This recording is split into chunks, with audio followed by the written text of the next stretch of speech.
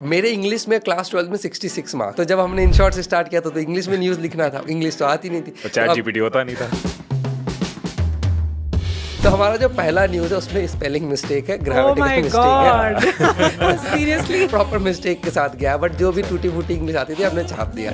हमने कहा जिसको पढ़ना होगा पढ़ लेगा। बहुत बार लोग कहते हैं कि यार किसी भी एज में बिजनेस कर सकते हो। देखो कर तो किसी भी एज में कर सकते हो, लेकिन जब मैं 40 का हो जाऊंगा तो मेरी एक फैमिली होगी, मेरे बच्चे होंगे, उनका एजुकेशन फीस होगा, बहुत सारी रिस्पॉन्सिबिलिटीज होगी। वर्ल्ड के जितने भी बड़े इन्वेंशंस हुए हैं ना, काफी ये भी चांसेस हो 20s एंड 30s के लोग की हैं। प्लानिंग बंद करो, करना शुरू करो। Seeing is believing। Bank account में 100 करोड़ है कि 500 करोड़, उससे फर्क नहीं पड़ेगा, बट बैंक अकाउंट में 1 लाख है कि 10 लाख है, उससे फर्क पड़ रहा है। परफेक्शन की वेट करते रहते हैं और सालों साल निकल जाते हैं, एग्जीक्यूटर जो है वो आगे बढ़ जाता है। आई थिंक ये जो आपने बात बोली, ये I think one of the most important चीज है। जो बेस्ट यूनिवर्सिटी है वो यूट्यूब है। बिहार के किशनगंज शहर की एक मिडिल क्लास फैमिली का लड़का, जिसने कभी सोचा भी नहीं था कि वो बिजनेस करेगा, जब उसने अपने आसपास का माहौल बदला तो उसकी सोच बदली। उसने बिजनेस आइडियाज एक्सपेरिमेंट करने शुरू करे, एक फेसबुक पेज से शुरू किया और 3700 करोड़ का बिजनेस बनाया। आज के हमारे गेस्ट हैं अजहर इकबाल, जो कि इन शॉर्ट्स के फाउंडर हैं। आपने इनको शार्क टैंक शो में एज अ जज भी देखा होगा। अगर आप कोई भी बिजनेस करते हो या फिर बिजनेस करने का थॉट आपके माइंड में आता है तो ये एपिसोड आपके लिए है। इसमें हमने बिजनेस की सबसे जरूरी 2 चीजों की बात करी है, वो है माइंडसेट और स्किल सेट।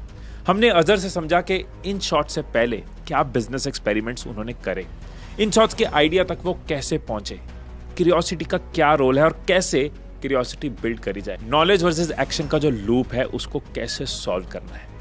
ये पॉडकास्ट आपको इंस्पायर भी करेगा और गाइड भी करेगा एक्शन लेने में, सही रास्ता ढूंढने में और सही mindset and skill set build करने में।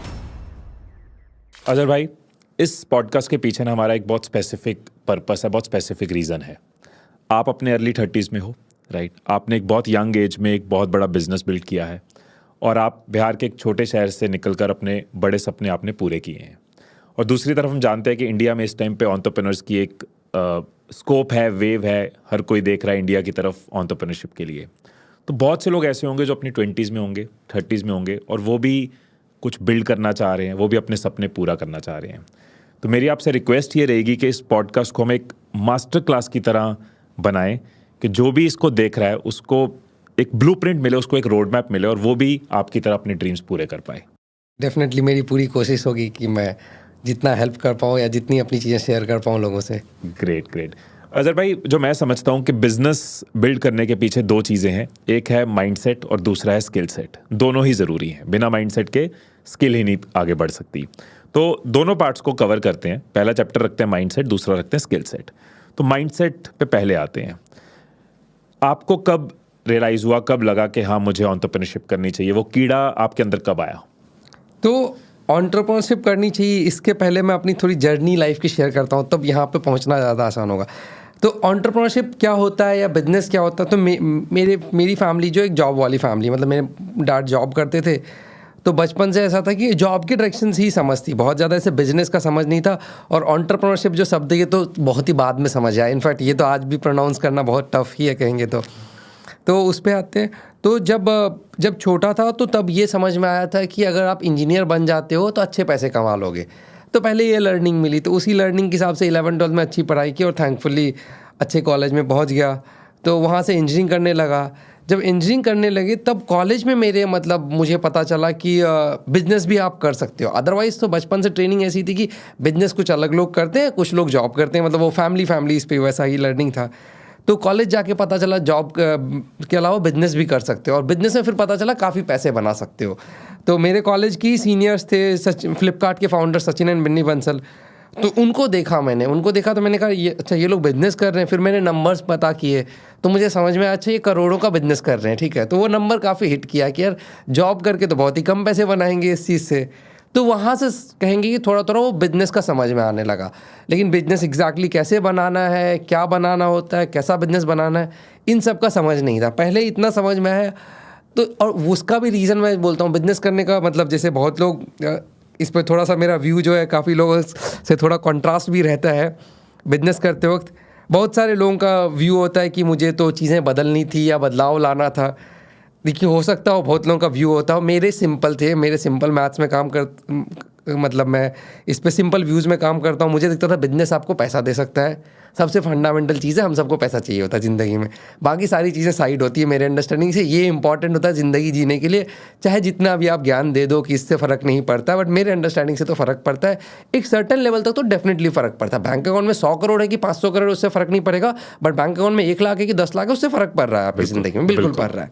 तो मुझे दिखा भाई एंटरप्रेन्योरशिप में सबसे पहले तो आपको पैसा अंधा मिलता है, दूसरा मुझे दिखा इज्जत भी पूरी मिलती है। आप बिजनेसमैन होते हो तो जनरली लोग आपको इज्जत करते हैं, आप काम वो कर पाते हो जो आपको करना है, आप अपने तरीके से काम करते हो, आपको एक क्या कह सकते हैं, मतलब तो मार्केट में वही जो चीज़ चाहिए होता है टिपिकली मुझे दिखा अपने तरीके का काम होगा, आप एनर्जी के साथ काम कर सकते हो, आप पैसे बना रहे होगे, आप रेस्पेक्ट बना रहे होगे, तो मुझे लगा सब कुछ ही टिक चल रहा है। तो मुझे लगा ये कुछ अच्छी चीज़ चल रही है, तो फैसिनेटिंग लगा, थोड़ा फैसिनेटिंग है, मतलब अगर सोच के देखोगे तो वो दिख रहा था कि ठीक है 4 लोग आपको जानते हैं, 4 लोग आपकी इज्जत करते हैं, तो वो सब चीज़ें मुझे मेरे ख्याल से अच्छा लग रहा था, मैं बोलूँगा, सिंपली बात है। सो बेसिकली ये सारी चीज़ें कॉलेज में देख के आपको लगा कि अभी तो बिजनेस ही करना है, मतलब पैसा कमाना है, अच्छा। फिर उसके बाद क्या हुआ? तो 2011 के टाइम पे जब मैं कॉलेज के सेकेंड ईयर में था, 10 के एंड में मोटा मोटा लेंगे 10-11 के स्टार्ट में, तब मेरा था कि बिजनेस करना है। किस चीज़ का बिजनेस करना है, बिजनेस कैसे करना है, इन सब का कोई जानकारी नहीं था।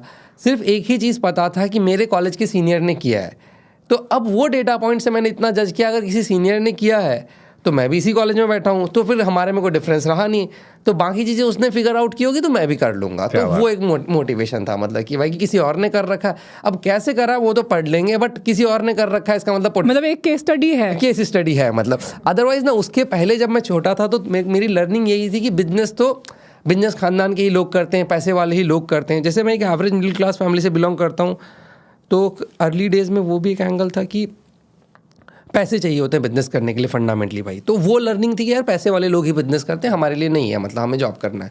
तो बट वो एक सीनियर को करता हुआ दिखा तो वो सारी चीज़ें मतलब कहेंगे टूटी। बट इसके अलावा अभी तक कोई आइडिया नहीं था कि बिजनेस करना कैसे है, बिल्कुल नहीं, क्या तो कोई इंडस्ट्री बदलने का शौक नहीं था। अब तो और ज़्यादा मज़ा आएगा क्योंकि आपको कुछ नहीं पता था और आपने ये सब बिल्ड किया है, तो वो कैसे किया है ये जो स्टेप बाय स्टेप अब आप बताने वाले हो ना, this is going to be fun. और एक बड़ी इंपॉर्टेंट चीज़ है, कहते हैं कि सीइंग इज बिलीविंग। तो ये आपकी जर्नी से पता चलता है कि आपने अपना एनवायरनमेंट जब बदला, अपने शहर से निकल के जब किसी और शहर में गए, कॉलेज में गए, अपने सीनियर्स को देखा, तो जब हमने देखा कि यार ये पॉसिबल है, तो वो बिलीफ अंदर के चेंज होने शुरू हुए। वरना बिलीफ था भाई घर में पैसा होगा तो ही बिजनेस होता है, बट आपने किसी को देखा, राइट? तो एज गुंजन सेड, उसके बाद वो सबसे मुश्किल चीज़ तो पहला कदम होती है। सोचने तक तो फिर कई लोग कर लेते हैं कि मुझे भी बिजनेस करना है, लेकिन वो पहला कदम क्या था? नहीं, तो जब मुझे ये लगा 2011 में मुझे बिजनेस करना है, तो फिर उसके बाद मैं अपने आइडियाज़ लाता गया और टेस्ट करता क्या, मतलब इनफैक्ट 2013 में हमने इनशॉर्ट स्टार्ट किया। उसके पहले 2 साल में मेरे को लगता है मैं हर महीने एक नया बिजनेस आइडिया लेके आता था, ठीक है। मुझे लगता था अच्छा ये प्रॉब्लम है दुनिया में, ये सॉल्व करो, ये प्रॉब्लम है, ये सॉल्व करो। और इस चीज़ में मेरा एक मतलब मेरा पर्सनली एक चीज़ रहा है मेरे लाइफ में जो मुझे लगता है मेरे लिए काफ़ी हेल्पफुल रहा है बिजनेस बनाने के लिए। और मुझे लगता है कि यही चीज़ एक एंटरप्रेन्योर के लिए one of the most important चीज़ है, वो है आपका क्यूरियस नेचर।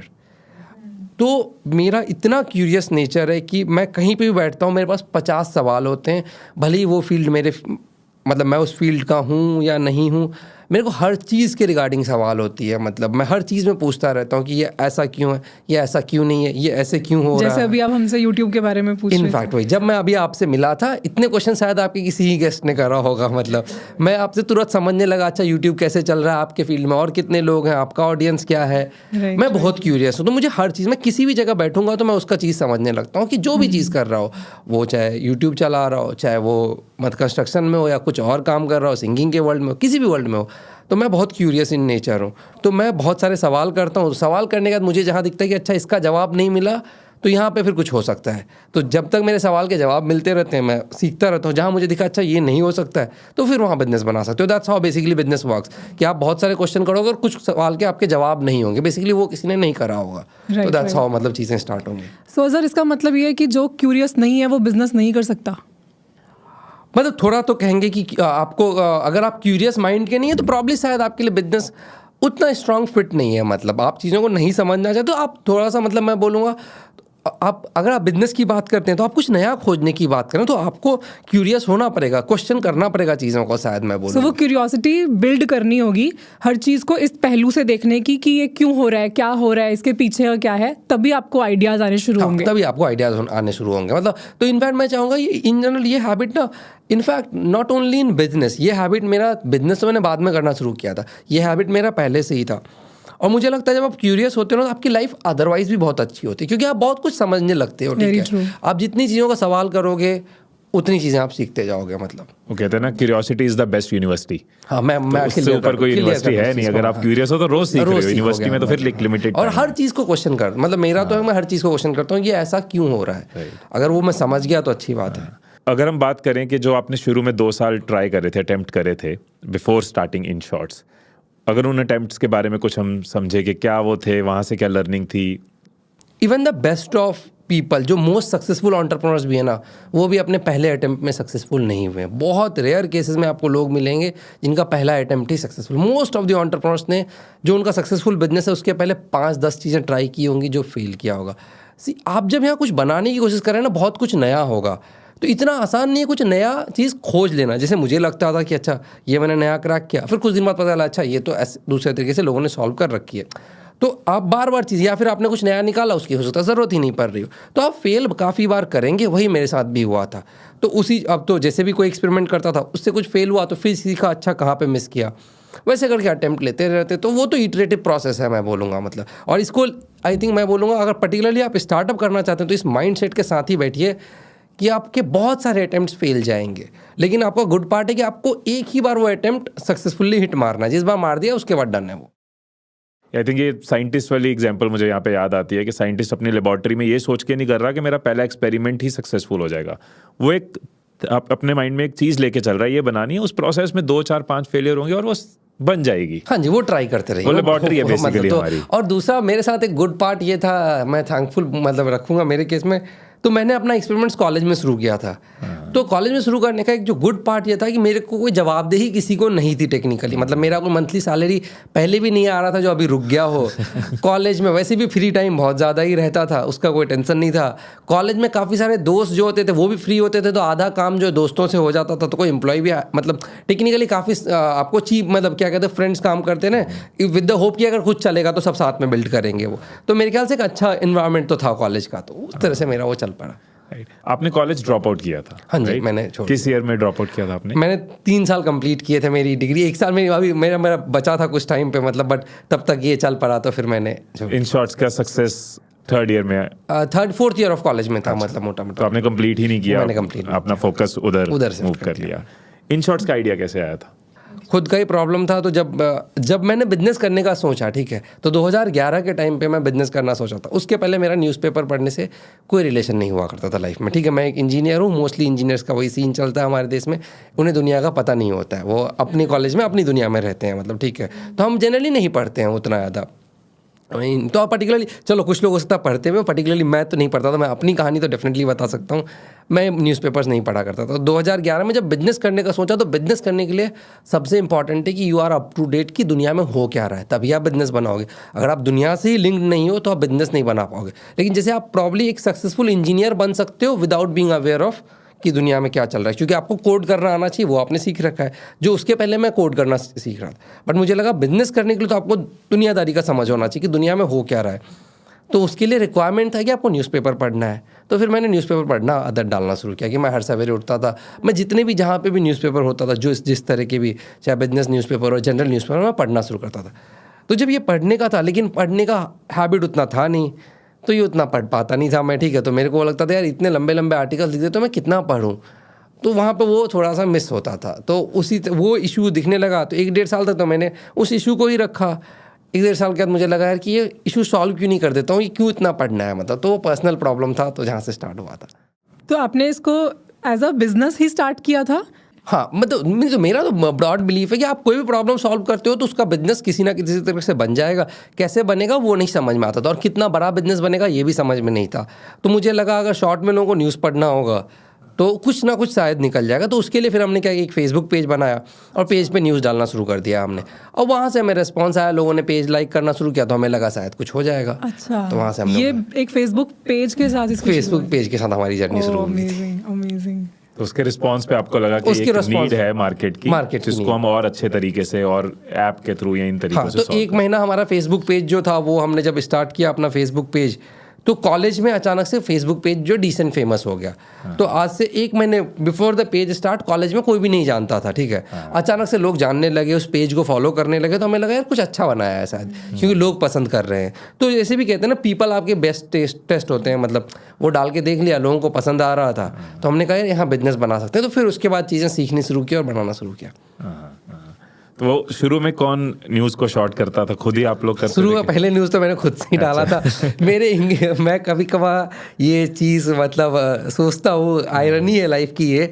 और इनफैक्ट मेरे इंग्लिश में क्लास 12 में 66 मार्क्स थे, और वो चीज़ था, काफ़ी कम नंबर रहेंगे। इनफैक्ट बिफोर द बोर्ड्स मेरे प्रिंसिपल ने पूछा भी था कि बेटा IIT तो निकाल लोगे, क्योंकि मैथ्स और साइंस तो आता है, इंग्लिश भी पढ़ लो, ऐसा ना इसमें फेल कर जाओ तो IIT वाले एडमिशन नहीं देंगे। तो 66 मार्क्स थे, बहुत बेसिक इंग्लिश ही आती थी, बहुत अच्छी इंग्लिश आती नहीं थी। और आयरनी है कि वन ऑफ द बिग, मतलब क्या कहते हैं आज के डेट पे one of the big news apps अगर इंग्लिश स्पेस में लेंगे तो वो हम लोग रन कर रहे हैं। तो जब हमने इन शॉर्ट से स्टार्ट किया तो इंग्लिश में न्यूज़ लिखना था, इंग्लिश तो आती नहीं थी, चैट जीपीटी होता नहीं था। चैट जीपीटी होता नहीं था उसमें। तो हमारा जो पहला न्यूज़ है उसमें स्पेलिंग मिस्टेक है, ग्रामेटिकल मिस्टेक है, सीरियसली वो सीन है उसमें, आर्टिकल मतलब वो प्रॉपर मिस्टेक के साथ गया, बट जो भी टूटी फूटी इंग्लिश आती थी हमने छाप दिया। हमने कहा जिसको पढ़ना होगा पढ़ लेगा। बहुत बढ़िया, बहुत बढ़िया। कितना इंपॉर्टेंट चीज़ है कि लोग परफेक्शन की वेट करते रहते हैं और सालों साल निकल जाते हैं, एग्जीक्यूटर जो है वो आगे बढ़ जाता है। आई थिंक ये जो आपने बात बोली, ये I think one of the most important चीज़ है एंटरप्रेन्योर के लिए। परफेक्शन का वेट तो बिल्कुल मत करो, मतलब आप गाड़ी लेके निकल पड़ो, फिर सोचो रास्ते में क्या करना है, पहले तो निकल जाओ। मतलब वो सोचते रहो कि ये करेंगे वो करेंगे, नहीं होगा, मतलब निकल जाओ। जैसे हमारी इंग्लिश तब धीरे धीरे फिर लोग आए, अच्छे लोग इंग्लिश के हमने हायर किए जो चीज़ों को जिन्होंने अच्छे से बनाया, बट पहले दिन आपको ज़रूरत नहीं है, मतलब आप आप आगे बढ़ते जाओगे तो ज़्यादा बेटर सीखोगे। गाड़ी की हेडलाइट ऑन करो, जितना नजर आ रहा है उतना कवर करो, उतना तो बढ़ जाओ मतलब। और अजहर भाई, मैं आपको यहाँ पे एक चीज़ बताता हूँ कि आज की डेट में बहुत सारे इंग्लिश कोचेज इन शॉर्ट्स का एग्जाम्पल देते हैं कि अगर आपको इंग्लिश इंप्रूव करनी है तो इन शॉर्ट्स, तो पहले न्यूज़पेपर की आदत आपको नहीं पढ़ सकती, इन शॉर्ट्स के पढ़ने शुरू करो और आपकी इंग्लिश इंप्रूव होगी। सो फ्रॉम दैट जर्नी के 12th में इंग्लिश में मार्क्स नहीं आए थे, और आज आपकी जो ऐप है वो लोगों को इंग्लिश सीखने में हेल्प कर रही है। Thankfully that's a good state. But ये परफेक्शनिज्म वाली एग्जांपल हर जगह फिट होती है। हमें बहुत सारे कंटेंट क्रिएटर्स मिलते हैं, मतलब वाना बी कंटेंट क्रिएटर, कि हमें भी वीडियो बनानी है, पर वो अपनी पहली वीडियो अपलोड नहीं करते क्योंकि उनको लगता है ये परफेक्ट नहीं है, इसमें मेरी आवाज़ सही नहीं है, इसमें मैं दिखने में सही नहीं लग रहा, डिलीवरी सही नहीं हुई। तो वो परफेक्शन की वजह से अपना कंटेंट नहीं डालते, जबकि वो इतना कुछ करना चाहते हैं, मतलब एग्जैक्टली। और इनफैक्ट मैंने तो काफ़ी सारे यूट्यूबर्स का देखा है, बहुत सक्सेसफुल यूट्यूबर्स, जिनका पहला वीडियो उठाओगे तो उनका ना बैकग्राउंड का पता है, शर्म आ जाती है देख के। किसी का भी पहला वीडियो देखेंगे तो यही लगेगा कि उसके माइंड में आएगा मैंने शुरू क्यों किया था, बट उसने शुरू किया था। एग्जैक्टली वही वाला पॉइंट है। मतलब फर्स्ट डे आपका वो कैमरा परफेक्ट हो, बैकग्राउंड परफेक्ट हो, वॉइस परफेक्ट हो, नहीं होगा। आप शुरू करिए, फिर वो चीज़ें धीरे धीरे बिल्ड होते जाएंगी। अमेजिंग। कब वो मोमेंट फील हुई कि यस मैंने क्रैक कर लिया? पहले आपको मार्केट फिट नजर आया, जिस दिन दुनिया ने पैसा दे दिया, देखो ये आपका फंडा एकदम क्लियर था मेरा ना? फंडा क्लियर था कि दुनिया पैसे पे चलती है। कोई आदमी तो जब हमने स्टार्ट किया उसके इनफैक्ट थोड़ा लक्की था हम लोग, 3 months डाउन द लाइन हमें T labs, times of India का इनफैक्ट एक एक्सीलरेटर प्रोग्राम है, तो उन्होंने 10 लाख रुपए दिए थे। तो मेरा कहा था मेरा रिश्तेदार तो वो है नहीं, 10 लाख रुपए मुझे दे रहा है, तो कुछ अच्छा कर रहा हूँ मैं तभी पैसे दे रहा है वो भाई। तो फिर मुझे लगा कुछ तो अच्छा चल रहा है। नहीं, तो अभी जब आपने ऐप बनाई थी, नई ऐप थी, तो ये कैसे था? मतलब ये सब्सक्रिप्शन बेस्ड थी या फ्री? इनिशियली तो फ्री होगी। ऐप फॉर कस्टमर फ्री है, हम पैसे तो एडवर्टीजमेंट से कमाते हैं, बट वो एडवर्टीजमेंट से हमने कमाना 2017 में शुरू किया था। हमने पहला प्रॉफिट 2018 में बुक किया था अपना, तो 5 साल आफ्टर स्टार्टिंग। पहला एडवर्टाइजर कब मिला? 2016, तो 3 साल आफ्टर स्टार्टिंग।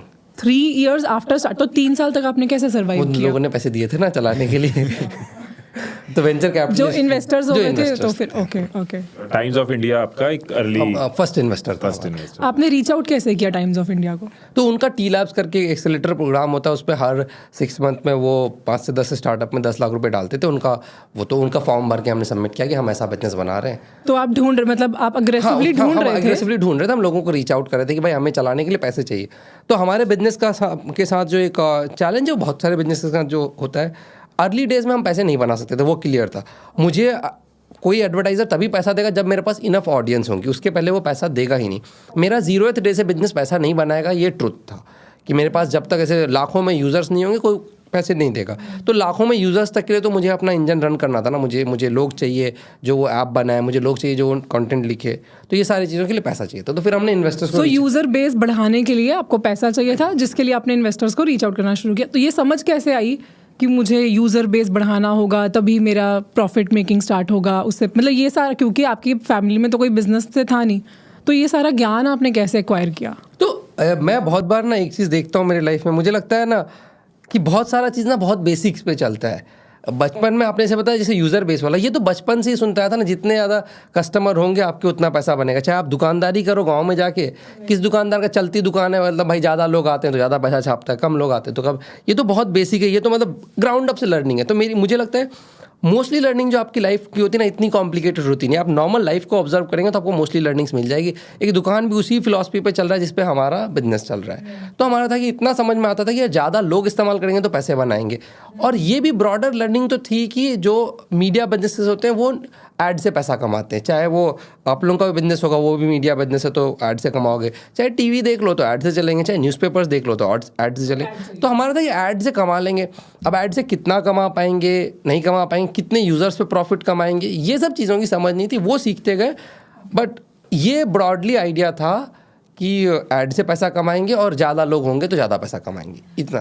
क्योंकि आपकी ऐप अच्छे चल रही थी, लोग पसंद कर रहे थे, तो आपके माइंड में ये कन्फ्यूजन्स आई कि हम सेल्फ फंडेड या बूटस्ट्रैपिंग ही करें, हम पैसा ना उठाएं? क्योंकि ये डाउट्स आते हैं। एक जो अर्ली मतलब जिनके स्टार्टअप्स बना रहे होते हैं लोग, वो ये सोचते हैं कि हमें रेज़ करना चाहिए या नहीं, इन्वेस्टर की सुननी पड़ेगी, ये होगा वो होगा, वो सब।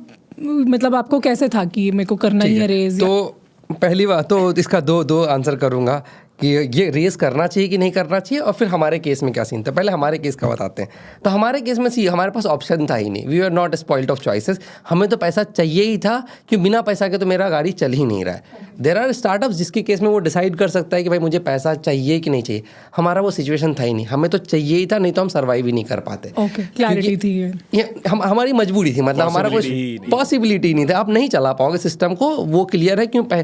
आपको न्यूज़ छापने के लिए तो पहले महीने से लोग चाहिए, तो पहले महीने की सैलरी जानी है, बट वो सैलरी तो पहले महीने से कोई एडवर्टाइजर आपको देगा ही नहीं पैसा, तो आपकी कमाई। तो हमारे पास तो कोई ऑप्शन ही नहीं था, तो इसलिए हमें तो पैसे उठाने ही थे। अब जिसके पास ऑप्शन है कि पैसे उठाने हैं कि नहीं उठाने, मेरे ख्याल से उसमें भी बहुत क्लियर चॉइस है कि अगर ऑप्शन है नहीं उठाने का तो मत उठाओ। अपनी कंपनी किसी और को क्यों दे रहे हो? हमारी तो मजबूरी है ना कि हमें किसी और को दे करके उसके पैसे लेने पड़े थे। किसी टेक्निकली अगर सोच के देखेंगे तो हमें अपना वो चीज़ किसी और को देना पड़ा था। ज़रूरत नहीं पड़ेगी तो नहीं दूंगा, मतलब। तो मैं इसको तो क्लियर कर देखता हूँ। आप जितनी मजबूरी होगी उतना ही अपना हिस्सा काट के किसी और को दोगे, नहीं है तो अपने पास रखोगे। तो मैं ये पूछ रही थी कि एक फाउंडर है, उसका एक स्टार्टअप है, अब उसके पास दो ऑप्शंस हैं। एक वो खुद से उसको चलाए, जो कि चल रहा है, सर्वाइव कर रहा है, ईयर ऑन ईयर कुछ प्रॉफिट उसका बढ़ रहा है, अपनी पेस पे चल रहा है। एक उसके पास ऑप्शन है कि वो रेज़ करे और उसको बड़ा कर ले, यूज़र बेस बढ़ा ले या अपनी रीच बढ़ा ले, वो सब चीज़ें करने का। अब अगर वो रेज़ करता है तो डेफिनेटली उसका प्रॉफिट भी बढ़ेगा, रेवेन्यू, टर्नओवर, सब चीज़ें बढ़ेंगी। मान लेते हैं कि उसकी अपनी पॉकेट में, अगर वो पहले x कमा रहा है तो उसकी अपनी पॉकेट में अब 2x आ जाता है और उसका एक नाम बन जाता है, ब्रांड बन जाता है। बट साथ में एक आंसरेबिलिटी जुड़ जाती है, इन्वेस्टर्स को आपको देना है, उनका शेयर देना है और उनको आंसरेबल हो आप। तो क्या चूज़ करना चाहिए?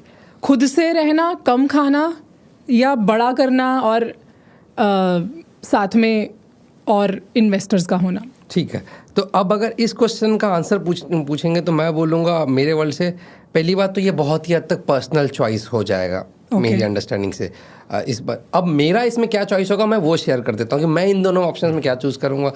तो मैं हैंड्स डाउन जो है वो बड़े वाला साइज़ चूज़ करूँगा कि उसमें आंसरेबिलिटी है। तो मुझे आंसरेबिलिटी से लाइफ में डर नहीं लगता है। मतलब अगर जो पूछ रहा होगा, इनफैक्ट अगर वो 4 चीज़ें पूछ रहा है तो काम की चीज़ें ही पूछ रहा होगा, उसके भी पैसे लगे हैं। तो हो सकता है बिजनेस के लिए बेनिफिशियल हो देन लॉस होने के, मतलब ठीक है। और जितनी बड़ी चीज़ें बनाएंगे, मैं जैसे मेरा ओवर टाइम हो चुका है कि मैं कितनी बड़ी चीज़ का हिस्सा हूँ, वो मुझे ज़्यादा किक देता है देन कि मैं पूरा हिस्सा अपने पास रखा हुआ हूँ। ठीक है, अगर मैं बड़ी चीज़ का भी पूरा हिस्सा रख पाऊंगा तो वो बेस्ट केस होगा।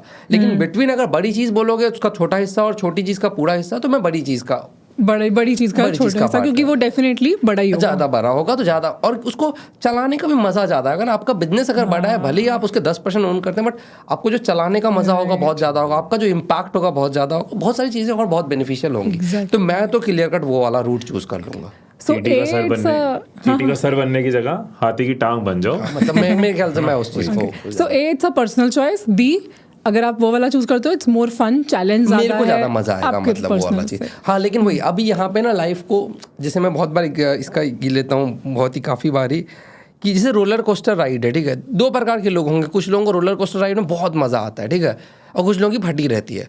अभी वही उसको वो भी लाइफ को देखने का, तो एक में आपका लाइफ बहुत अप डाउन हो रहा है, बहुत कुछ हो रहा है, दूसरे में शांति है। तो जैसे आप पूरी कंपनी अपने पास रहोगे तो शांति होगी आपकी ज़िंदगी में। तो मुझे वो शांति चाहिए ही नहीं, मतलब मुझे चाहिए कि कुछ हो रहा होता है। सो जिसका जो टेम्परामेंट मेक सेंस। ये बहुत इंपॉर्टेंट चीज़ है कि खुद की नेचर पहले समझना। हाँ, खुद की नेचर ये भी इस मास्टर क्लास का एक इंपॉर्टेंट पार्ट निकल रहा है कि खुद की नेचर सबसे पहले समझो कि आपकी नेचर कैसी है। और आई थिंक इन्वेस्टमेंट लेने ना लेने से भी, अगर मैं पीछे जाऊँ, बिजनेस करना है कि नहीं, उससे पहले भी शायद आपको वो नेचर जाननी है। क्योंकि बहुत से लोग आज की डेट में बिजनेस इस रीज़न से कर रहे हैं कि फाउंडर्स के साथ एक ग्लैमर जुड़ा हुआ है। शार्क टैंक देख रहे हैं तो उनको नज़र टीवी पे आया कोई, आज फॉलोअर्स हैं एंटरप्रेन्योर्स के पास, गाड़ी कौन सी है, बट क्या मेरी नेचर में बिजनेस है? तो कैसी नेचर चाहिए बिजनेस, कैसा नेचर चाहिए बिजनेस करने के लिए? देखिए, एक नेचर तो मैं मानता हूँ सबसे अधिक होना चाहिए, ठीक है, जो बहुत इंपॉर्टेंट नेचर है। जैसे हमने कुछ चीज़ें पहले भी बात की थी, बट एक नेचर मुझे लगता है एंटरप्रेन्योर बनने के लिए बहुत ज़्यादा इंपॉर्टेंट होना चाहिए, कि आपको अपने पे बहुत हेवी कॉन्फिडेंस होना चाहिए। आपको डर नहीं लगना चाहिए, आपके जीवन में डर नाम का सवाल नहीं होना चाहिए। आप किसी भी चीज़ को दो बार की नहीं, अरे यार ऐसा हो गया तो क्या होगा, ऐसा हो गया तो क्या होगा, अगर आपके अंदर डर है तो प्रॉब्ली आप नहीं बने हो। क्योंकि यहाँ पे गाड़ी बहुत बार फंसेगी आपकी, ये तो क्लियर है।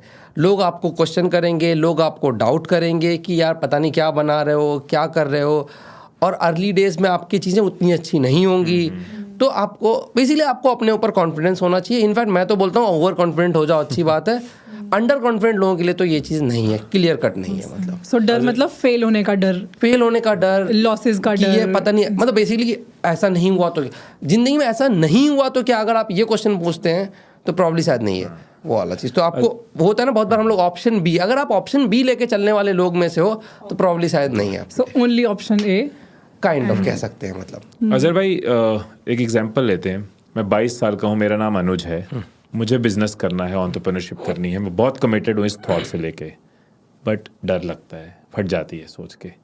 अब मैं समझता हूँ आज मैं रेडी नहीं हूँ, बट मैं रेडी होना चाहता हूँ। तो कैसे मैं अपने ऊपर काम करूँ कि मैं भी उस तरह का कॉन्फिडेंस ला पाऊँ, मैं भी उस तरह का ओवर कॉन्फिडेंस ला पाऊँ और डर को ख़त्म कर पाऊँ? पहले क्या स्टेप्स होंगे मेरे, ताकि मेरी फटे ना, मैं बिजनेस अच्छे से कर पाऊँ? ठीक है, तो पहली बात तो आपने इसे बोला 22 के एज पे, तो मैं जो आंसर करूँगा वो 22 के एज के कॉन्टेक्स्ट में करूँगा, क्योंकि मेरे अंडरस्टैंडिंग में 22 का एज और 32 का एज और 42 का एज अलग अलग है। बहुत बार लोग कहते हैं कि यार किसी भी एज में बिजनेस कर सकते हो। देखो, कर तो किसी भी एज में कर सकते हो, लेकिन जब मैं 40 का हो जाऊँगा तो मेरी एक फैमिली होगी, मेरे बच्चे होंगे, उनका एजुकेशन फीस होगा, बहुत सारी रिस्पॉन्सिबिलिटीज़ होंगी। 40 के एज में हो जाऊँगा तो मॉम डैड बहुत ओल्ड हो चुके होंगे, बहुत सारी आंसरेबिलिटी है। तो लाइफ इतनी ईजी नहीं है, ये सच्चाई है। ऐसा नहीं कि 40 का एज में लाइफ सेम चल रहा है, लेकिन जब आप 20 के एज पे बैठे हो, आपके प्रैक्टिकली चांसेस हैं, हो सकता है तब भी आपके घर पे रिस्पॉन्सिबिलिटीज़ हो, तब चैलेंजेस तब भी हो, बट चांसेस आर कि 40 के एज में आपके मॉम डैड अगर डिसेंटली अर्न कर रहे हैं तो आपको उनके घर में पैसे नहीं भेजने हैं। आपकी खुद की ज़िंदगी की ज़रूरतें बहुत कम होंगी। जैसे जैसे आप आगे बढ़ते हो तो आपकी ज़रूरतें बढ़ते आती हैं, आप पे किसी की कोई डिपेंडेबिलिटी नहीं है। तो भाई 20 के एज में तो आपको वैसे भी कोई दिक्कत नहीं चल रहा है ना, तब तो फिर ट्राई कर लो ना। फेल हो गया तो क्या ही दिक्कत चल रहा है? 22 में जॉब नौकरी कर लेना, 24 में कर लेना, 25 में कर लेना। मतलब अर्ली डेज में तो मेरे अकॉर्डिंग आँख मूंद के करना ही चाहिए बिजनेस, उसमें तो सोचना ही नहीं चाहिए। सीख लोगे जरूर 4 चीज़। नौकरी भी इनफैक्ट करनी हो तब भी ट्राई करो, मैं तो बोल रहा हूँ ट्राई करना ही चाहिए। अगर आप 20 के एज पे बैठे हो, आपको लॉस, आपके लिए लूज़ करने के लिए कुछ नहीं है, लिटरली कुछ नहीं है, और कोई जवाबदेही भी नहीं है आपको किसी को क्यों बैठे हुए हो। मतलब मैं तो ऐसे देखूंगा सारी चीज़ों। या तो तैर के पहुंच जाओगे या तैरना सीख जाओगे, या तो तैरना सीख जाओगे, नहीं भी सीखोगे तो पानी के अंदर बहुत कुछ समझ के वापस आओगे। मेरे आप सीख के तो डेफिनेटली आ रहे हो। तो अगर 20 के एज पे बैठे हो तो मेरा तो हर किसी को ये सजेशन होगा, भाई एक बार बिजनेस बनाने की कोशिश करो।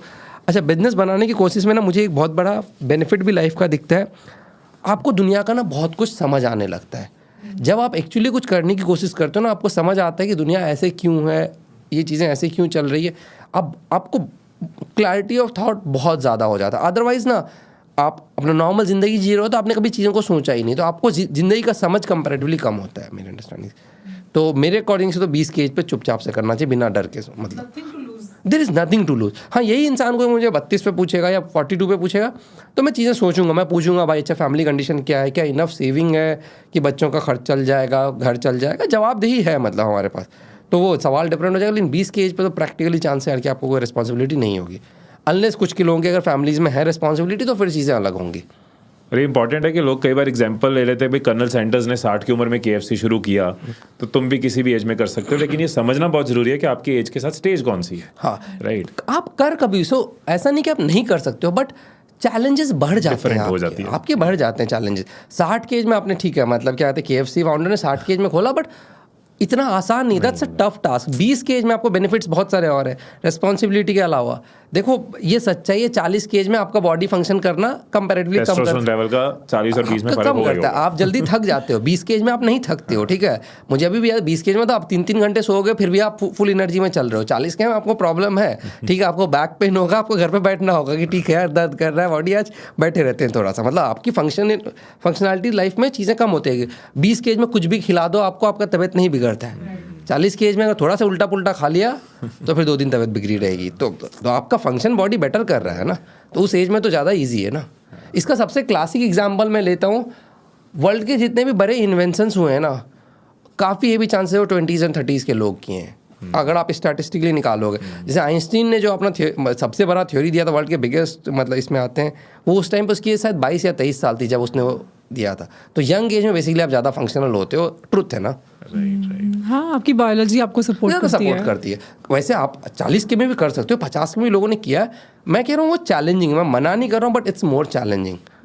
और 20s में पोटेंशियल तो पूरा है, पोटेंशियल पूरा है। वो फर्क है कि कोई यूज कर रहा है, कोई लूज कर रहा है तो पूरा पोटेंशियल पूरा है मतलब। सो अजहर भाई, मैंने अपना जॉब जो शुरू करी थी वो 18 की एज में करी थी। घर के हालात कुछ ऐसे थे कि मैं कॉलेज नहीं जा पाया कभी, लेकिन मैं ये फील करता हूँ क्योंकि मुझे मजबूरी में 18 पे जॉब करनी पड़ी, मैं एयरलाइंस में था, तो जो मेरी वो पूरी एनर्जी थी, जो पूरा मेरा अंदर पोटेंशियल था, वो सारा बाइक पे चक्कर लगाने की जगह या इधर उधर बैठने की जगह जॉब पे गया, जिसकी वजह से आज भी मुझे लगता है मेरा फाउंडेशन ईयर वो 3-4 साल में मैक्सिमम सीख पाया। तो वही बात आ जाती है, उस टाइम पे पोटेंशियल है, मैक्सिमम इन्वेंशंस उस एज पे हो रही है, मैक्सिमम बिजनेसेस का जो फाउंडेशन है उस एज में सेटअप हो रहा है। बट आयरनी ये है कि यही एज बहुत लोग लूज कर जाते हैं। वो आपका काफ़ी अच्छा एज है, मतलब मैं लाइफ का बोलूँगा अगर। तो फिर अब आपने बताया कि आपका अर्ली इन्वेस्टमेंट भी आपको मिल गई, कहीं ड्यूरिंग दिस टाइम कहीं पर सेकंड थॉट्स, वो तो वैसे आपने बताया कि कभी आते नहीं है, बट कोई ऐसी सिचुएशन अराइज हुई जहाँ पर लगा कि ये गाड़ी थोड़ा कुछ प्रॉब्लम या कुछ ऐसा? फॉर एग्जाम्पल ले लेंगे तो जैसे पहली बार हमने 10 लाख जब रेस किया था, वो पैसे तो हमने बहुत आराम से 3 महीने बाद रेस कर दिया, बट उसका अगला चेक हमें ऑलमोस्ट 1 साल बाद आया था। तो अभी 1 साल बाद जब चेक आया था, इसके पीछे हमारे पैसे खत्म हो चुके थे मतलब।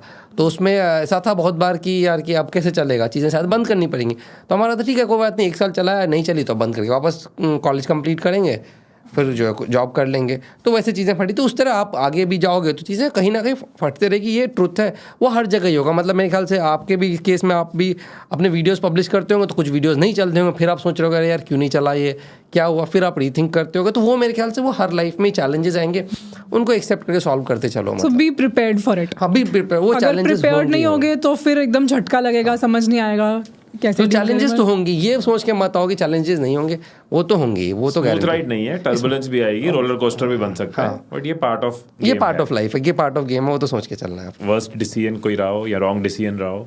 अच्छा, वर्स्ट डिसीजन नहीं, बट एक चीज़ जो मेरी लर्निंग रही है ओवर टाइम, ठीक है, जो काफ़ी स्ट्रॉन्ग आज के डेट पे लर्निंग है। तो जब छोटा था, ठीक है, तो जब भी किसी से बात करोगे ना तो 2 प्रकार के टिपिकली लोग होते हैं, ठीक है। एक लोग होते हैं कुछ जो बड़े बड़े जार्गन्स यूज़ करते हैं, ठीक है, एकदम सोफिस्टिकेटेड बात करेंगे और जार्गन्स यूज़ करेंगे, और कुछ लोग होते हैं सिंपल भाषा में बात करेंगे, ठीक है, जो आपको समझ में आएगी। जैसे कि आप अगर कैसा कह सकते तो अच्छी बात होगी, शायद मैं कोशिश करता हूँ सिंपल भाषा में बात करने की। हाँ, तो 2 प्रकार के लोग हैं। कुछ लोग जार्गन्स बहुत ज़्यादा यूज़ करेंगे, सोफिस्टिकेटेड लैंग्वेज, वही सीधी भाषा में नहीं समझा के वो बहुत ही कॉम्प्लिकेटेड लैंग्वेज में समझाएंगे। तो शुरू में मैं इस तरह के लोगों से बहुत इंप्रेस चलता था, मुझे लगता था वाह क्या बात कर रहा है, कुछ नया टर्म बोल दिया इसने जो तो मुझे पता ही नहीं है भाई। ओवर टाइम मेरा जो है दूसरे साइड ऑफ द पीपल में काफ़ी ज़्यादा रेस्पेक्ट बढ़ चुका है, और मुझे लगता है अब मैं इनफैक्ट मेरा फ़िल्टर हो चुका है कि इंसान जितना जार्गन यूज़ करता है मैं अगर मुझे एक बंदा हायर करना है तो मैं यही देखता हूँ कि उसने कॉन्वर्सेशन में कितने कम वर्ड्स यूज़ किए जार्गन वाले, मतलब जितने उसने हेवी वर्ड्स यूज़ किए, मैं चांस मानता हूँ कि वो उतनी हवाबाजी कर रहा होगा ज़िंदगी में। जेन्युइनली काम वाला बंदा जो होगा वो एक भी फालतू वर्ड्स नहीं यूज़ करेगा, उसके बाद में हवाबाजी नहीं होगी। तो ये एक लर्निंग मतलब ओवर टाइम मैं बोलूँगा। तो अभी मैं बात करते हुए क्लियर कर देखता हूँ कि ये कितनी सिंपल भाषा में बात कर रहा है, तो वो एक बहुत बड़ी लर्निंग है। लेकिन बचपन में मुझे उस तरह के लोग बहुत लगते थे, यार ये तो कुछ बड़े लोग हैं, कुछ बड़ी बड़ी बातें कर रहे हैं, बट ओवर टाइम वो चेंज हुआ है।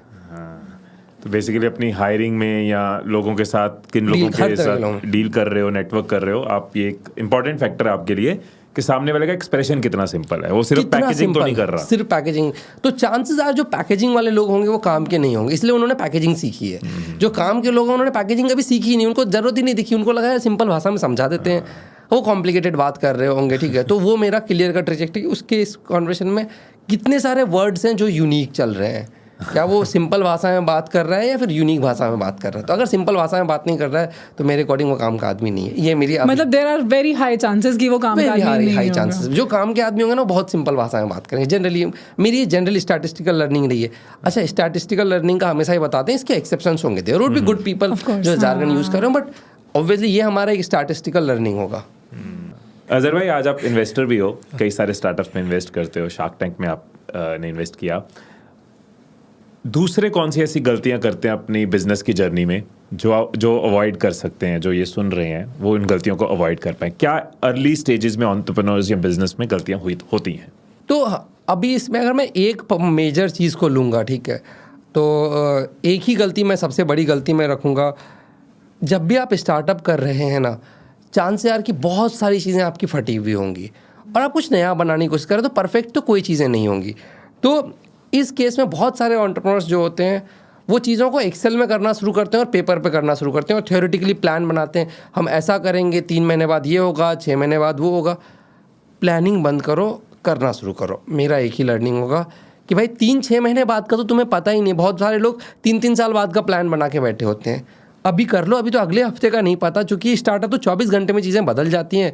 तो मतलब बेसिकली स्टार्टअप के केस में it's more important you do something rather than you plan. मतलब तो मेरे अकॉर्डिंग मैं बोलूँगा प्लानिंग कम करो, काम ज़्यादा करो। मतलब अगर स्टार्टअप की दुनिया में हो वर्सेस अगर सपोज करते मैं एक कॉर्पोरेट चला रहा हूँ, मैं गूगल चला रहा हूँ, तो वहाँ पे मेरे पास थोड़ा सा भी एरर का स्कोप नहीं होगा, तो वहाँ पे मुझे बहुत प्लानिंग करनी होगी। तो इट्स डिफरेंट। जब आप लेकिन स्टार्टअप चला रहे हो तो प्लानिंग कम किया करो और काम ज़्यादा, एग्जीक्यूशन पे ज़्यादा फोकस करो, एग्जीक्यूशन पे ज़्यादा किया करो। बहुत सारे लोग होते हैं वो प्लानिंग केस में रह जाते हैं, वो एक्सेल सीट और प्लानिंग चल रही है, थ्योरेटिकल काम चल रहा है। थ्योरेटिकल बातचीत करना तो बंद कर दो। मेरे को जितना काम कर पाओ करो, गलत सही होगा वो बाद में देख लेंगे वो चीज़।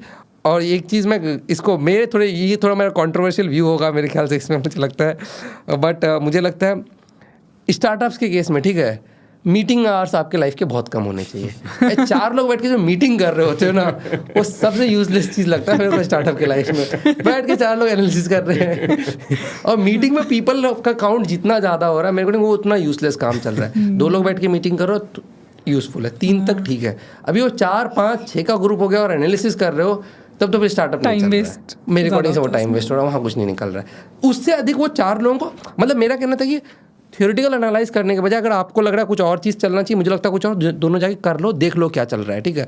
वो एनालिसिस कर रहे हैं, मीटिंग कर रहे हैं, वो मुझे थोड़ा सा यूजलेस काम दिखता है मेरे वर्ल्ड से। अदर भाई, ये नेचर का पार्ट नहीं हो सकता कि किसी की नेचर में एग्जीक्यूट करते हुए उसको जल्दी रिजल्ट्स मिल रहे हैं, उसको समझ आ रहा है, किसी के लिए वो प्लानिंग पे टाइम बिताना और मीटिंग में टाइम बिता के वो अपनी स्पीड इंक्रीज कर पाता है। इंडिविजुअल नहीं हो सकता ये? इंडिविजुअल हो सकता, देखिए होने को तो बहुत कुछ हो सकता है जीवन में, लेकिन अगर आप प्रैक्टिकली बात करो, स्टार्टअप में इतने अननोन है ना, आपको थ्योरेटिकली बात करके पता ही नहीं चलेगा भाई। फॉर एग्जांपल मैं सिंपल बता रहा हूँ, आपकी यूट्यूबर के केस में भी ले लेता हूँ मैं। पेपर पे एनालाइज कर रहा हूँ कि ऐसा वीडियो बनाऊंगा तो वायरल होगा, तो वो केस निकालेगा कि बैकग्राउंड ये होगा, तो मेरा भाई वीडियो बना के डाल दे, फिर समझ में आ जाएगा। इतने में 4 वीडियो 4 एक्सपेरिमेंट करके पता चल जाएगा। वो वही मेरा तो करके देख लो। मतलब बहुत बार लोग होते हैं कि अच्छा ऐसा करेंगे तो वैसा होगा, ये करेंगे तो वो होगा। भाई इतने एनालिसिस मत कर, कहाँ फटेगा पता ही नहीं। एनालिसिस पैरालिसिस हो जाएगा। अच्छा वो माइंड, मैं थोड़ा नर्ड हूँ तो मैं बहुत ज्यादा चीजों के अंदर घुस जाता हूँ, तो इसलिए इसको मजा आ रहा है। आपने लेकिन अपना पहला वीडियो डालने से पहले कितने दिन? नहीं, तब तो सोचा नहीं सोचा। अभी तो आप मैंने फिर से थोड़ी देर पहले ही बोला, इफ यू आर रनिंग, मतलब आप बड़ा ऑर्गेनाइजेशन रन कर रहे हो, तब तो आपको सोचना, जिम्मेदारी बड़ी फील होती है, रिस्क नहीं ले सकते, रिस्क नहीं ले सकते। तो मेरा जो ये व्यू है is not her stage of the company पे आप अगर बड़ी स्टेज ऑफ द, अभी तो आपके 7 मिलियन फॉलोअर्स हैं, आपके पास बहुत सारी रिस्पॉन्सिबिलिटी, अभी तो आपको फूक फूक के कदम रखना पड़ेगा। जब अर्ली डेज में थे तो मेरा अभी आपको हो जाता है एक वीडियो बनाने में आप 3 महीना 6 महीने भी लगाओगे, वर्थ इट है। मैंने तो पहला वीडियो डालने में, अगर मैं यूट्यूबर बनना चाहता हूँ और पहला वीडियो डालने के लिए मैंने 6 महीने लगा दिया तो गाड़ी निकल जाएगी। हाँ भाई, डालना चाहते हो 24 घंटे बना के वीडियो डाल दो, 2 दिन में वीडियो बना के डाल दो, आगे देखो क्या हो रहा है। तो वो उस एंगल से पहला वीडियो तो 100 वाट के 2 बल्ब लगाए थे और शूट डाल दिया था, वही वो मैं उस एंगल से लेके आ रहा हूँ। तो अर्ली डेज में प्लीज एनालिसिस पे मत लगाओ। अर्ली डेज में तो कुछ पता ही नहीं जीवन का, आपको कुछ जानकारी ही नहीं, जो आप करना चाह रहे हो वो हो क्या रहा है, तो करके देखो। क्योंकि करके देखोगे तो ही आपको अपने फॉर्मूलाज डिवाइस होंगे और धीरे धीरे फिर आपकी वो लर्निंग बढ़ते जाएगी। तो कंपनी का स्टेज बदलता जाएगा, तो फिर एक स्टेज में तो आपको करना पड़ेगा, मतलब देयर इज नथिंग रॉन्ग, मतलब वो later stage of the company में। बट इनिशियली इतना दिमाग नहीं लगाना, डिस्कशंस में लगाने की जगह एग्जीक्यूशन में लगाओ, मतलब बहुत ज़्यादा इंपॉर्टेंट है। डर डर के नहीं, कर करके बढ़ो, कर करके बढ़ो। मैं तो बहुत स्ट्रांग बिलीवर हूँ उसका। और जैसे आपने थोड़ी देर पहले बोला कि दूसरे मॉडल से भी चीज़ें चल सकती, देखो बहुत सारे मॉडल से चल सकती है, इस पे मैं क्वेश्चन नहीं करता हूँ, मेरा पर्टिकुलर इस पे ऐसा व्यू रहेगा। मतलब नहीं, बट इंपॉर्टेंट है, ये बहुत इंपॉर्टेंट है कि जो इनिशियल टाइम है वो थिंकिंग की जगह एग्जीक्यूशन में जरूर जाए। बहुत स्ट्रांगली अर्ली स्टेज में आप पॉइंट ही नहीं है कि आप थ्योरी पे ही स्टिक, थ्योरी पे नहीं चलेगा, थ्योरी पता ही नहीं किसी को क्या हो रहा है। इससे ना मतलब मैं इसका एक बायोलॉजिकल एंगल भी बताती हूँ। जब हम बहुत ज़्यादा प्लानिंग करते हैं, सोच लेते हैं, तो ना हमारा डोपामिन ना उसी में रिलीज होने लग जाता है। मतलब हमें अंदर से खुशी मिलने शुरू हो जाती है कि ओहो वाह हमारा ये हो जाएगा वो हो जाएगा, तो सारा तो हमने खुशी वहीं पे निकाल दी अपनी, करने के टाइम पर आए तो फुस हो जाते हैं। तो मतलब आई थिंक ये भी एक एंगल होता है कि सारे अपने अपने हार्मोन्स तो वहीं निकाल दिए। देखो पेपर में बैठ के एनालाइज करना सबको अच्छा लग रहा है, हाथ गंदे करना किसी को अच्छा नहीं लग रहा है, यहीं पे बैठ के एनालिसिस कर रहे हैं, ऐसा हो जाएगा। मेरे को नहीं, हाथ गंदे करो और जाके काम करो। बचपन में सुनते थे ना, शेख चिल्ली के ख्याली पुलाव, कुछ ऐसा ही होता था। नाइस। आपकी सबसे बड़ी इंस्पिरेशन कौन है या कौन रहे हैं? तो ऐसे सबसे बड़े इंस्पिरेशन में कोई एक पर्टिकुलर पर्सन का सच नहीं बोल पाऊंगा कि ये बहुत बड़े इंस्पिरेशन है। मल्टीपल लोग हैं जिनको देख के चीज़ें सीखते हैं, मतलब। बट ये मैं बता सकता हूँ किसको देख के स्टार्ट किया था। तो जैसे मैंने अपना बिजनेस, जैसे आपको बताया था, सबसे पहले सचिन बंसल जो फ्लिपकार्ट के फाउंडर हैं, तो वो सेम कॉलेज से थे, तो उनको देख के बिजनेस करना सोचा था कि अच्छा बिजनेस कर सकते हैं। तो आप कह सकते हैं कि फर्स्ट जो मतलब क्या कहते हैं जिनसे वो इंस्पिरेशन मिली थी वो सचिन बंसल। आपने उनसे डिस्कशंस भी की थी? थैंकफुली वो हमारे वन ऑफ द इन्वेस्टर्स हैं अभी। नहीं, लेकिन कॉलेज टाइम पे एक्सेस था आपको उनका? कॉलेज टाइम में पर्सनल एक्सेस नहीं था, वो इवेंट्स वगैरह में आते थे तो उस टाइम पे ही सुन पाते थे। उनके वीडियोस देख लिए, क्या कहते हैं उनके आर्टिकल्स पढ़ लिए। वैसे मुझे तो मानना है, मतलब आज के डेट पे तो मैं मानता हूँ कि यूट्यूब आपका इतना बड़ा एक्सेस सोर्स है, आपको पर्सनली मिलने की ज़रूरत नहीं, उसके सारे व्यूज़ आपको यूट्यूब पे मिल जाएंगे। बिल्कुल बिल्कुल। तो पर्सनली वो कुछ मुझे नया नहीं सिखा रहे होंगे, जो उनको सिखाना होगा ना वो सबको सिखा चुके होंगे वो चीज़। डेफिनेटली अच्छा बात है पर्सनल एक्सेस मिल जाए, बट उसके बिना भी मुझे कोई दिक्कत नहीं दिखती है। ये बहुत बड़ा इंपॉर्टेंट पॉइंट है जो हमने बड़ा इजीली डिस्कस कर लिया कैजुअली, बिकॉज बहुत सारे लोग इसलिए रह जाते हैं या बैठे रहते हैं कि हमें एडवाइस देने वाला कोई नहीं है, हमें सिखाने वाला समझाने वाला कोई नहीं है। मेरा सारी चीज़ें तो है ना यूट्यूब के ऊपर। आज के डेट में तो मैं मानता हूँ वर्ल्ड की जो बेस्ट यूनिवर्सिटी है वो यूट्यूब है। वहाँ बैठ के आप कुछ भी सीख सकते हो। और थैंकफुली हम इस जनरेशन में बैठे हैं जहाँ हमें जो मर्जी आना है हम सीख सकते हैं। यूट्यूब पर सिखाने वाले लोग बैठे हुए हैं, तो आज के डेट पे तो हम बेस्ट जगह बैठे हैं, तो इस चीज़ की तो कोई कमी ही नहीं रहेगी कि हम सीख सकते हैं। इनफैक्ट ये one of the biggest opportunity है हमारे जनरेशन के लिए, जो शायद आज से 25 साल या 50 साल पहले नहीं था। 25 साल 50 साल पहले सिर्फ कुछ ही लोग थे जिनको बड़े लाइब्रेरीज़ का एक्सेस था, सिर्फ कुछ ही लोग थे जो बड़े कॉलेजेस जा सकते थे। भाई आज के डेट पे आप किसी भी जगह बैठे हो, वर्ल्ड का जो बेस्ट पर्सन है उसके वीडियोस देख सकते हो, आप वहीं से सीख सकते हो।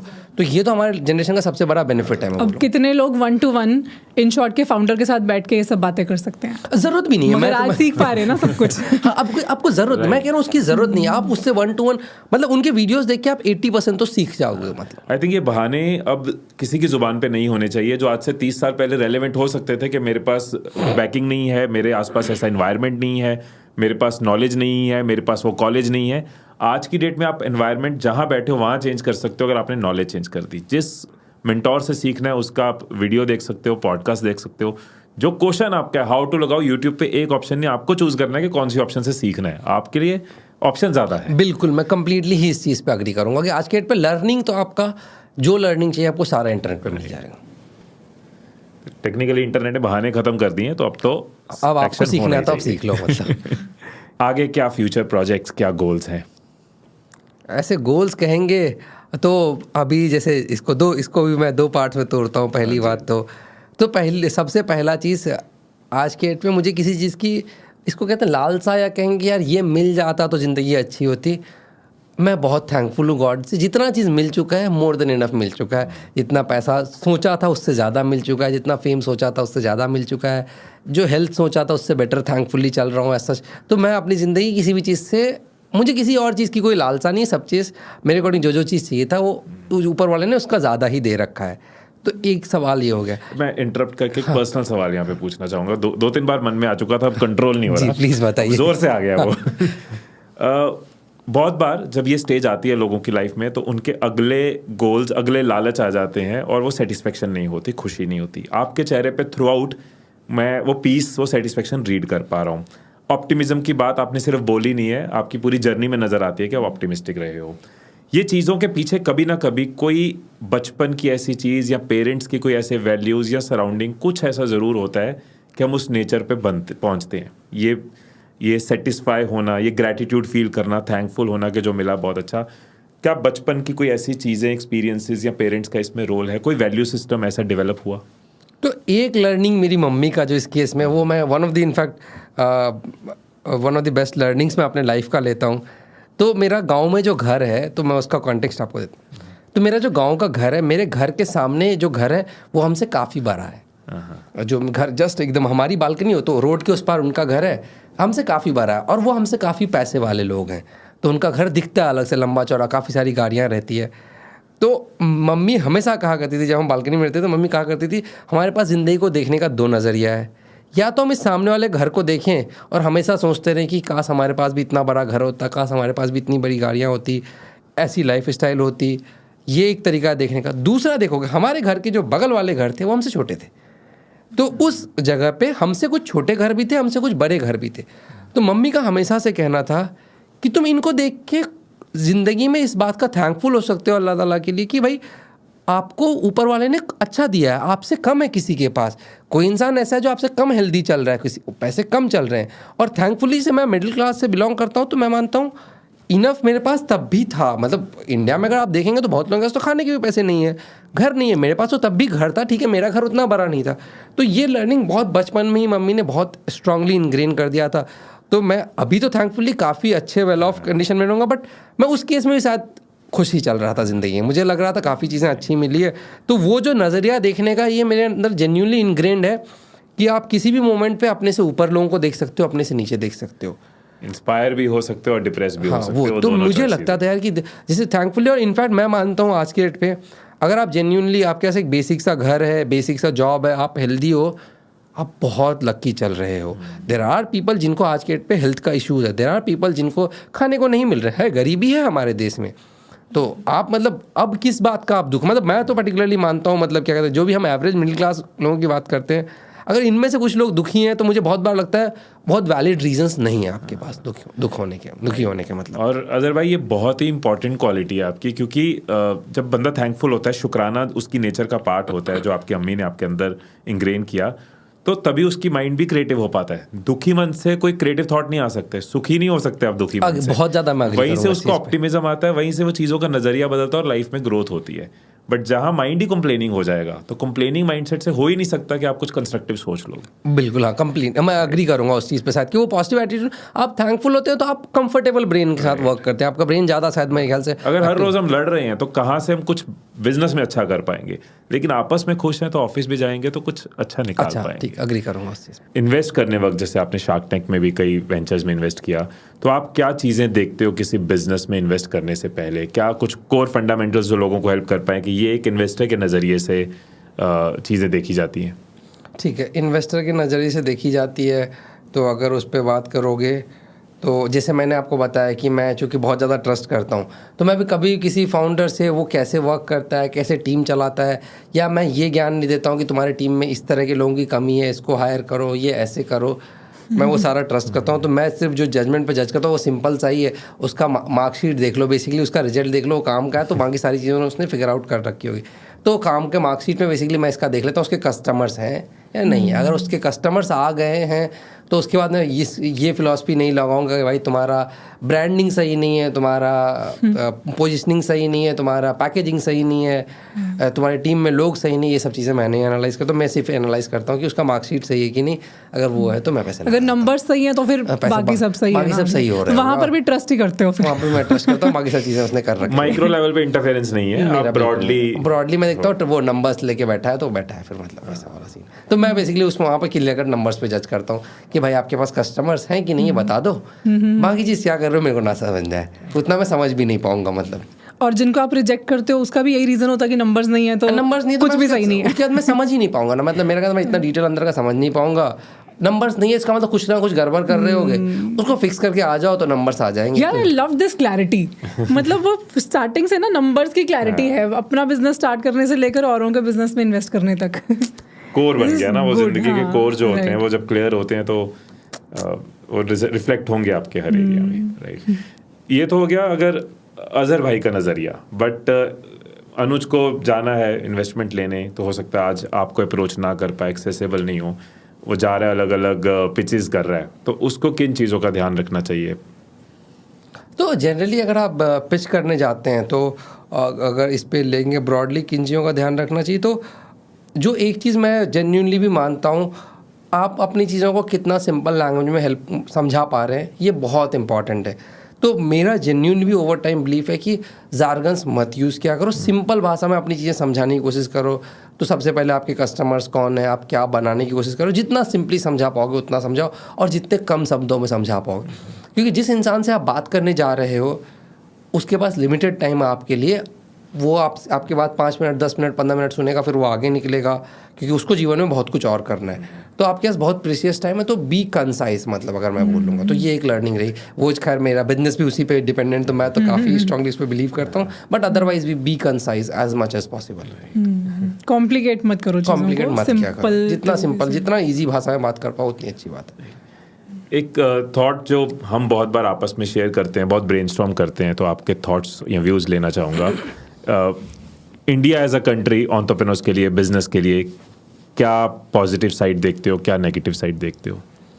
पॉजिटिव साइड अगर हम बात करेंगे तो देखिए, वर्ल्ड में अगर हम बात करेंगे तो जैसे यूरोपियन कंट्रीज़ अमीर हुई है, क्योंकि अगर इंडस्ट्रियल रेवोल्यूशन की बात करेंगे तो वहाँ से हुआ था, एक बहुत बड़ा रीज़न है मतलब।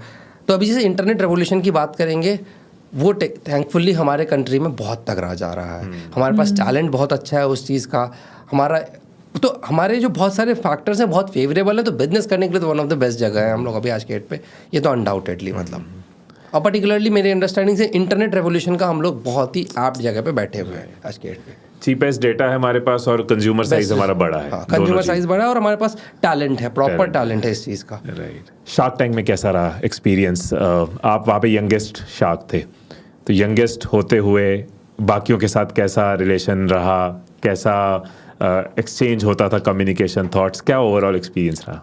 मेरा तो मैं बोलूँगा काफ़ी अच्छा एक्सपीरियंस था। इनफैक्ट बिजनेस बिल्डिंग से थोड़ा डिफरेंट था, तो मुझे जनरली जितनी नई चीज़ें मैं देखता हूँ, जितनी नई चीज़ें सीखता हूँ, मुझे उतना मज़ा आता है जितना वेरीड चीज़ों में। तो वो एक कंप्लीट डिफरेंट एक्सपीरियंस था, तो काफ़ी अच्छा था। और यंग होने का मुझे एक बहुत बड़ा फ़ायदा मेरी ज़िंदगी में जो दिखता है, मैं काफ़ी बार लेता हूँ कि उस पैनल पर जब मैं बैठा था, वहाँ पर अगर जितने भी जजेस को लेंगे तो स्टेचर वाइज सारे मेरे से बड़े हैं, एक्सपीरियंस वाइज मेरे से बड़े हैं। इनफैक्ट शार्क टैंक में वो पहले से जजेस हैं, तो शार्क टैंक का एक्सपीरियंस लेके बैठे हैं, ज़िंदगी का एक्सपीरियंस मेरे से ज़्यादा लेके बैठे हैं। तो मुझे इसका बहुत एडवांटेज है ना कि मैं अगर 4 गलतियाँ भी कर दूँ तो मेरे को माफ़ी मिल जाएगी आराम से। ठीक है यार, बहुत यंग है, अभी नहीं समझ रहा है, बाद में समझ लेगा, ठीक है। वहाँ पे जो जजेस हैं वो भी उसी तरह के, ठीक है अजहर, मतलब ठीक है चीज़ें 4, लेकिन मैं 4 अच्छी बातें कर दूंगा तो लोग इंप्रेस भी होंगे, यार काफ़ी यंग एज में चीज़ें अच्छी समझ पा रहा है। तो दोनों साइड से मुझे तो लग रहा था मेरा बेनिफिट ही चल रहा है, क्योंकि सब लोग उस चीज़ का आपको एडवांटेज दे देंगे कि ठीक है 4 गलती कर सकता है, मतलब तो मेरे पास गलती करने का इसको बहुत स्ट्रॉन्ग है। इसको भी पॉजिटिवली ले लिया। किस शार्क के साथ सबसे स्ट्रॉन्ग आपका बॉन्ड रहा? तो वहाँ पे मैं बोलूँगा तो मुझे अमित जैन ने काफ़ी हेल्प करी थी चीज़ों को। अदरवाइज भी मुझे वो काफ़ी हेल्पिंग नेचर के पर्सन लगते हैं, काफ़ी ग्राउंडेड पर्सन भी अगर आप उनको देखेंगे तो उनसे काफ़ी अच्छी बॉन्डिंग थी। पीयूष बंसल से भी अच्छी बॉन्डिंग थी। ऐसे बॉन्डिंग तो काफ़ी बाकी सारे लोगों से जनरली मेरी बॉन्डिंग लोगों से अच्छी ही रहती है, बट मैं बोलूँगा तो अमित जैन ने काफ़ी हेल्प किया। शार्क टैंक पे जाने से पहले जो एक्सपेक्टेशन होगी कैसा होगा, कि कुछ चीज़ें माइंड में होती हैं, और जाने के बाद के एक्सपीरियंसेस कैसे थे? एक्सपेक्टेशन वर्सेस तो एक्सपीरियंस। वो शार्क टैंक के शूट से बात कर रहे हैं या शार्क टैंक की लाइफ में इम्पैक्ट की आप बात कर रहे हैं? शूट, अभी तो मैं शूट की बात कर रहा हूँ। शूट में बात कर रहे हैं तो शूट का ऐसा सच मतलब मैं बोलूँगा कि अच्छा, शार्क टैंक जान से पहले था कि मैं उसके पहले कैमरा में उतना मैं मतलब इसके इनफैक्ट शार्क टैंक मेरा पहली बार था जब मैं कैमरा के सामने प्रॉपरली आया था। उसके पहले मेरे को कैमराज वगैरह नहीं समझ आते थे, बट थैंकफुल था। तो वो एक अच्छा एक्सपीरियंस था। फिर मैंने वहाँ लोगों से सीखा कि क्या ध्यान रखना है, नहीं रखना है, बातें करी। तो मैं उस एक्सपीरियंस को ही मैं काफ़ी अच्छा एक्सपीरियंस में रख लूँगा। कितना स्क्रिप्टेड होता है, कितना नेचुरल होता है? जीरो स्क्रिप्टेड होता है, और इनफैक्ट अगर स्क्रिप्टेड होता तो नहीं हो पाता मेरे से वो काम। Acting is not easy. वो मैं नेचुरल हूँ तो जो बोल रहा हूँ वो डायरेक्टर काट के दिखा दे रहा है जो उसको दिखाना होगा। वो मुझे एक्ट करने बोलेगा तो वो थोड़ा ना होगा। एक्टिंग तो बहुत टफ टास्क है ना, मतलब एक्टिंग तो प्रॉपर लोग सीखते हैं फिर करते हैं। तो स्क्रिप्टेड नहीं है तो तभी वहाँ पे जज बन के बैठा हूँ। स्क्रिप्टेड होता तो नहीं हो पाता हमसे। नहीं, जो इन्वेस्ट करवा लो, एक्टिंग मत करवाओ। एक्टिंग करना इज नॉट ईजी। जो पिक्चर्स आते हैं तो उनका मतलब आपको पहले से आइडिया होता है कि क्या है उनका बिजनेस मॉडल, या वहीं पर जब वो बताते हैं तो आपको पहली बार सब पता चलता है? तो हमें उनका जीरो आइडिया होता है कि क्या है उनका बिजनेस, कौन आ रहे हैं, कंप्लीट तो कंप्लीट फ्रेश होता है वहाँ पे। तभी आपके जो रिएक्शंस भी होते हैं वो नेचुरल होते हैं। अगर मुझे पहले से ही उसका पता होता तो मैंने जजमेंट पहले बना लिया होता, तो फिर वहाँ मुझे एक्ट करना होता। और acting is tough, reality is much easier than acting. ये एग्जैक्टली मतलब हमें एक्सेप्ट करना है, एक्टिंग करना इतना आसान नहीं है। मतलब तो वो सब एकदम रियल, रॉ, नेचुरल होता है, सब रियल होता है। इट्स जस्ट दैट जो डिफरेंस होता है कि अब वो शूट टाइम हमारा ज़्यादा होता है, कट करके आपको छोटी चीज़ें दिखाई जाती है। शूट टाइम 1 घंटा, 1.5 घंटा, 2 घंटा होगा, कट करके एक एपिसोड, एक पिच जो होता है 15 मिनट का ही होता है, वो कट होता है। बट जो 15 मिनट होता है वो रियल होता है।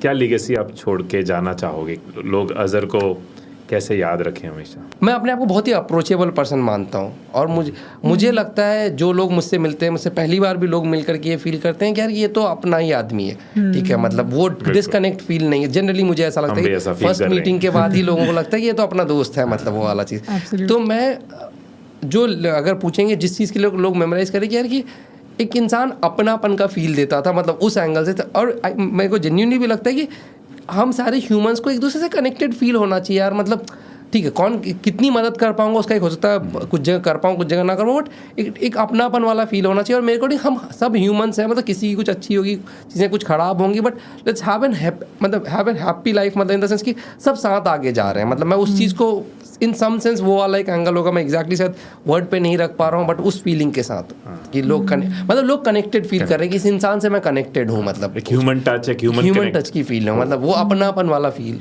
आ रहा हो, मतलब वहाँ पे। तो वो उस चीज़ को मैं आई थिंक लेगेसी मानूंगा, मतलब कि कितने लोग आपसे कनेक्ट